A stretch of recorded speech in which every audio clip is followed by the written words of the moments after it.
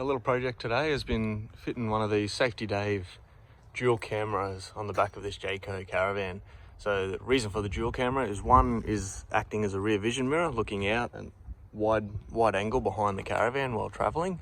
The other one's looking right down at the back of the van. You can see this wheel in the picture, so that when you're backing into a campsite, you can see exactly how far you are away from a pole or a fence.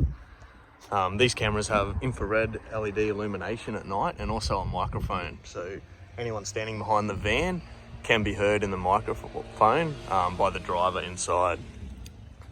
So I'll just show you what's involved. We've ran the cables through the van. This is the heavy duty connection between the car and the camper. So this is called a WASA connection, this plug. Screw-in collar there so the cable can't come out, and stretchy Susie lead between the vehicle and the caravan. Right beside is 12-pin and Anderson connections there. And then up in the car, because this car's already got a camera on it while they're driving around town, they won't need this system, so we've just gone with the suction cap mount on behind the screen there, so they can unplug it when it's not being used, pack it away in the glove box.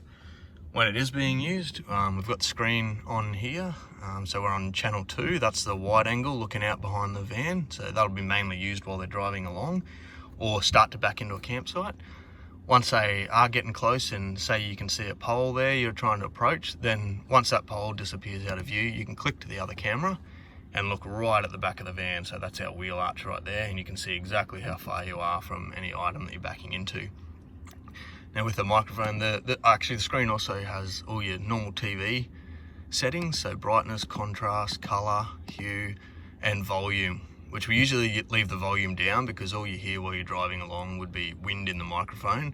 But when you were backing into the campsite, you could turn that volume up. We're going to start to hear any noises that are happening out the back of the van. You can hear a little bit of wind. If we had someone standing out there, we would actually hear them quite loud in here. So we'll leave that down. And then we can power the screen off if we want to when we're traveling, or put it back on.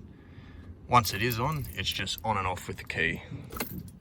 Screen's off, key back on, screen's back on. And it's just a matter of choosing our camera by V1 or V2 channel input. So there you go, that's a Saftey Dave camera system installed on this Amarok and Jayco van today.